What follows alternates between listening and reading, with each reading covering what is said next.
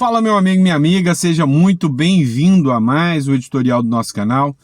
Pessoal, dessa vez gravando aqui de dentro do carro, né, mas sem informação vocês não vão ficar, tá? Então, assim, entre uma parada e outra, eu vou separando as matérias, trazendo conteúdo para vocês. Mas tem muita coisa cabeluda. Olha só, ou melhor, cabeluda não sei se é a melhor forma de falar aqui, né, mas vamos falar do Alexandre de Moraes.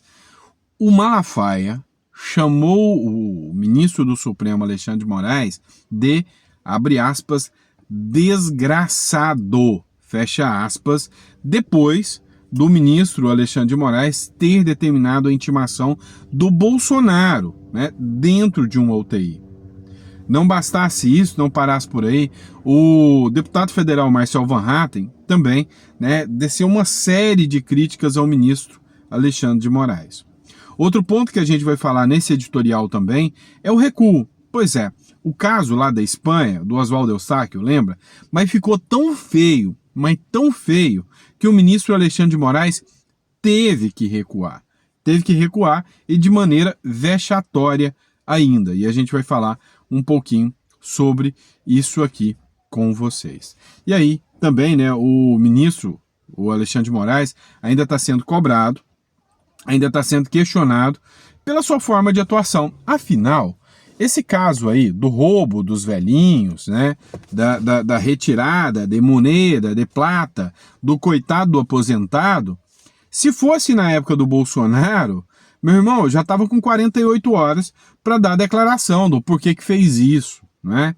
A gente vai falar sobre tudo isso aqui. Então, não esquece de se inscrever no canal, curtir, compartilhar, isso ajuda bastante. Então, deixa o seu like aí, compartilha o vídeo, tá? Bora bater nossa meta de chegar aí aos nossos 2 milhões de seguidores. Fechou? Bora pra cima?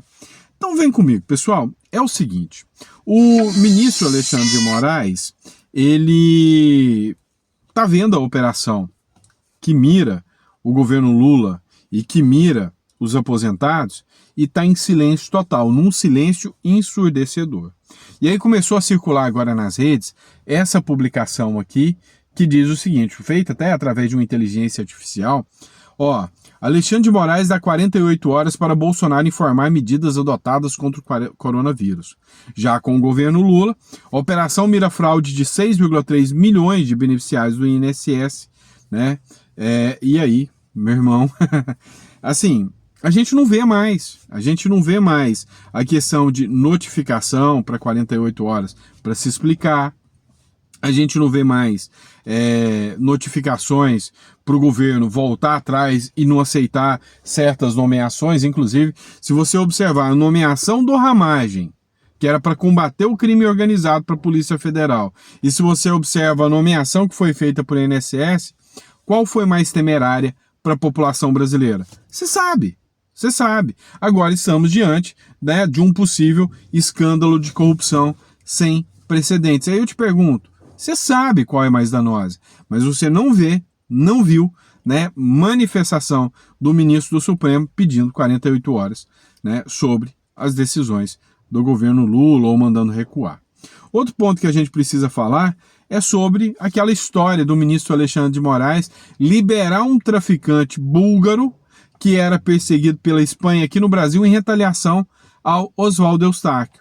Teve que recuar, mas pegou tão feio, mas tão mal na imprensa internacional, que até hoje o ministro está recebendo críticas. E aí teve que recuar. Ó, a fonte da matéria é o R7 Record, né? Moraes revoga a autorização de prisão domiciliar de búlgaro que teve extradição negada. O ministro Alexandre de Moraes, do STF, retirou a prisão domiciliar do búlgaro Vassil Georgiev, preso por tráfico de drogas no Brasil. Dessa forma, ele continuará em prisão preventiva. Segundo o ministro, a decisão assinada nesta sexta-feira se deve ao fato do homem não ter apresentado endereço fixo. Na semana passada, o ministro havia negado a extradição de Vassilev, requerida pelo governo da Espanha, e autorizado que ele fosse para a prisão domiciliar. Presta atenção. Jornalista aqui no Brasil fez críticas ao Supremo Tribunal Federal. O ministro Alexandre de Moraes, jornalista Oswaldo Eustáquio, o ministro Alexandre de Moraes determina a prisão desse jornalista. Ele foge do Brasil, né? Ele já chegou a ser preso, não por esse caso, mas por outras críticas, né? Por outras ações que ele teve. Chegou a ser preso. Lá ele apanhou na cadeia, segundo a informação dele, se machucou, ficou por cadeira de rodas um tempo, né? Por cadeira de rodas. O que acontece? Agora teve uma nova ordem de prisão contra o cara, contra o jornalista. Ele fugiu para a Espanha. Lá na Espanha, ele pediu asilo político. O ministro Alexandre de Moraes mandou que colocasse esse jornalista na lista da Interpol. Na lista da Interpol. Colocaram o jornalista na lista da Interpol. Pediram a extradição do jornalista. Pediram a extradição do jornalista. Olha o absurdo.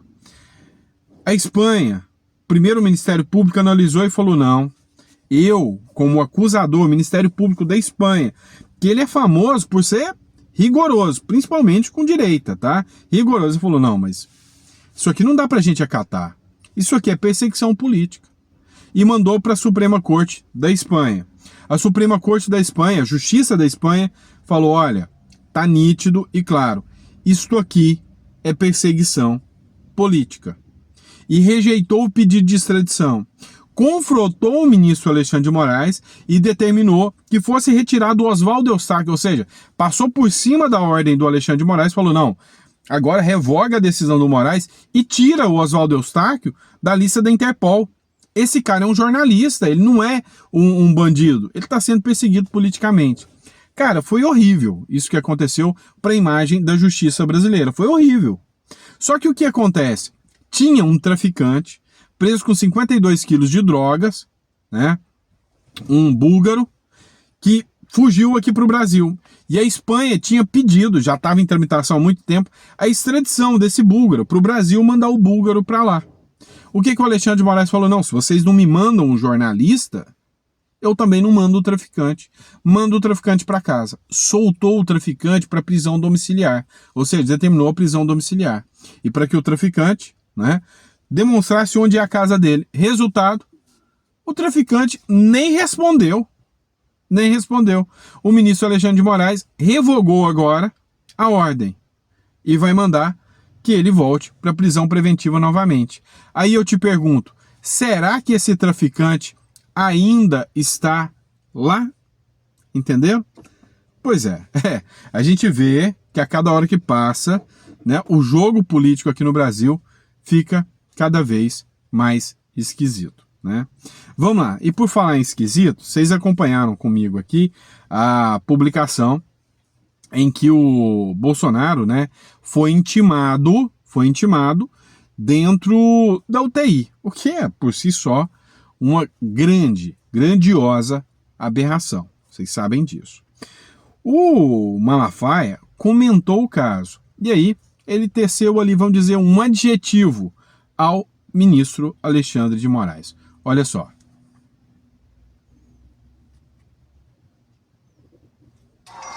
Alexandre de Moraes mandar uma intimação que ele tem 5 dias para responder. 5 dias. A gente fica, mas é o advogado... Ninguém responde, nenhuma questão judicial, um advogado faz um trabalho sozinho, tem que estar conversando com o seu cliente. Como é que um ministro da Suprema Corte do país não tem afeto natural? Porque um filho dele teve um quiprocó na Itália, mandou prender gente, investigou a família, fez um banzé. Eu queria saber se um parente dele, pode botar tudo aí, não é nada em off, é um. Queria saber se tivesse internado um parente de Alexandre de Moraes e que recebesse um oficial de justiça, que o parente dele estivesse no CTI, eu queria ver o banzé que esse ministro desgraçado mandou fazer. Eu queria saber se ele ia mandar... O que ele ia mandar? Prender o hospital inteiro. Um oficial de justiça entrar no CTI, na unidade de terapia intensiva, para intimar um paciente, se o artigo 244 diz: caso de morte, dentro de tempo, pessoas com doenças graves não podem receber intimação. Gente, outra, porque Bolsonaro gravou uma live. Bolsonaro é um desobediente de médico. O médico não autorizou Bolsonaro a fazer live. Eu estava conversando com o doutor aí. Ele falou, pastor, quem controla ele? Ele é um cara... eu vou fazer o quê? Então, quer dizer, essa desculpa que vai ser dada, que eu já sei que vai... Eu tô me antecipando a desculpa dele. Não, Bolsonaro... Já tá? Já, então já deu, então eu nem li. Então pra ver, isso é uma desculpa esfarrapada sem tamanho. Isso é uma vergonha o que está acontecendo no Brasil. Perplexidade. Alexandre de Moraes mandar uma intimação que ele... Pois é, né? Acho que assim, errado ele não tá. Enquanto isso, não vou colocar aqui porque são direitos autorais, o STF acaba cada vez mais, né, mostrando o seu apetite político. Teve uma festa na casa de um deputado, onde o Barroso resolveu fazer uma palhinha com o cantor Vitor, da dupla do Vitor e Léo, ou Léo, não sei quem é quem ali, né? Mas assim, é absurdo, né? Presidente do STF faz dupla com um cantor sertanejo em festa, né? Lá de Uberlândia ele. Brasil é o puro suco da promiscuidade e arrogância institucional. Isso é um deboche com os problemas brasileiros. Uma festa na casa de um deputado, onde está lá um ministro do STF, comemorando, né, com os demais presentes. É absurdo. Vai lá, pessoal. Eu coloquei o vídeo para vocês do bate-boca do Alexandre de Moraes com o André Mendonça, mas a Revista Oeste fez uma matéria sobre isso aqui também, né? Interessante. Mendonça contraria Moraes e rejeita quebra ampla de sigilo na internet. O Supremo Tribunal Federal retomou nesta quarta-feira o julgamento sobre a legalidade do acesso ao histórico de buscas de usuários em investigações criminais. O caso teve origem em um recurso do Google que contesta decisões que permitem a quebra de sigilo telemático de pessoas ainda não identificadas. O julgamento gerou divergências entre os ministros André Mendonça e Alexandre de Moraes. Teve bate-boca, né? Teve bate-boca com o Alexandre de Moraes e o André Mendonça. Antes tarde do que nunca, né? Mas assim, a gente percebe uma hegemonia. Parece que o Alexandre de Moraes reina, soberano, ali dentro do Supremo Tribunal Federal, e se qualquer um dos seus vassalos, ou melhores, conselheiros, forem contrários àquilo que ele quer, né, vai ser retalhado. É essa a impressão que se tem no Supremo Tribunal Federal. Vamos lá, pessoal. Mauro Cid, né, o tenente-coronel bravo do Exército, que chorou diante do Alexandre de Moraes. Mauro Cid pede ao STF para ser absolvido e indica primeiro comandante do Exército de Lula como testemunha. Não só pediu para ser absolvido, depois de ter feito a delação, toda a base contra o Felipe Martins, contra o Bolsonaro, é só com a delação do Mauro Cid. Teve 11 versões, 11, segundo o desembargador Sebastião Coelho, e agora ele pede para ser absolvido. A defesa do tenente-coronel Mauro Cid apresentou ao Supremo Tribunal Federal sua defesa prévia na ação penal que investiga uma suposta tentativa de golpe de Estado.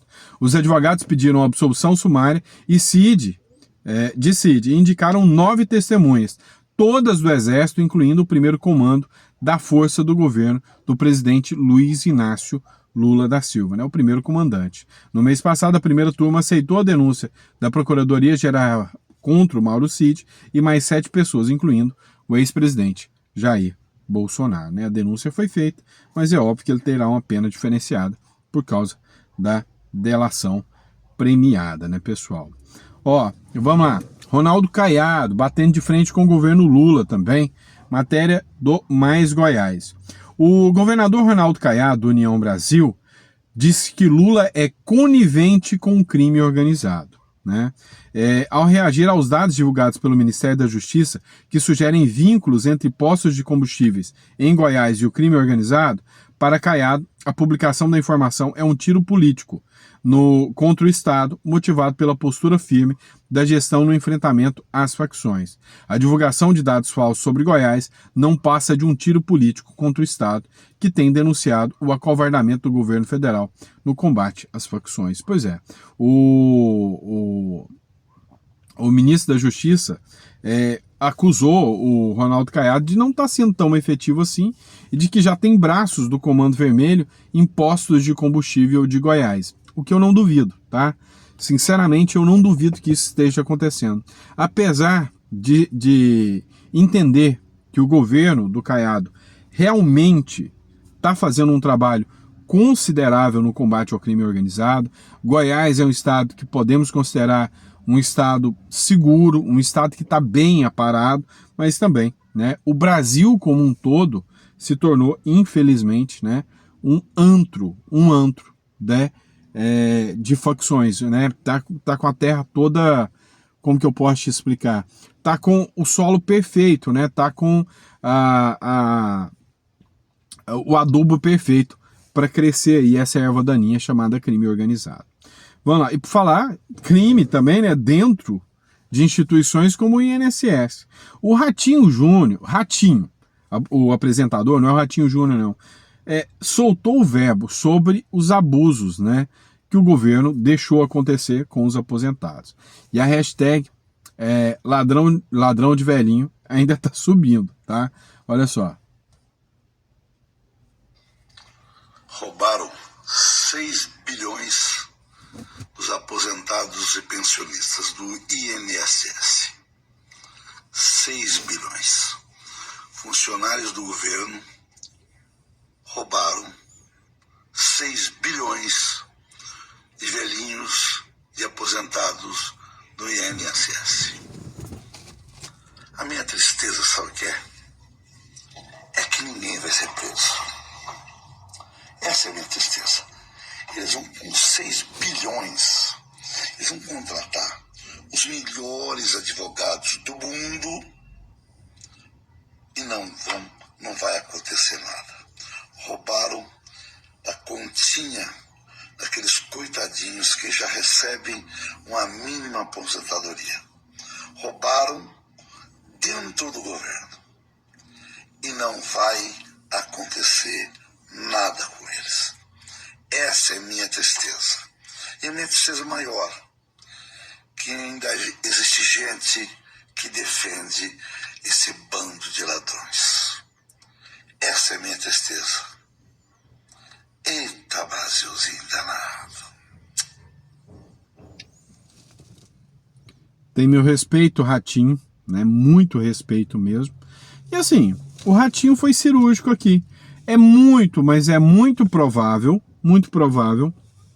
que talvez até algum parente de ministro do STF possa ser o advogado para fazer a defesa dessa turma aí. Com 6 bilhões dá para contratar algum dos escritórios, né, do STF, que são escritórios muito bons, ganham todas as ações do STF, muito bons mesmo, com altíssima qualidade, né? Você vai lá e contrata os parentes dos ministros do STF, e aí você tem uma chance até de, né, de receber indenização pelas calúnias que a imprensa disse contra você. Ao dizer que você era um ladrão, você só redirecionou o dinheiro dos velhinhos. Né?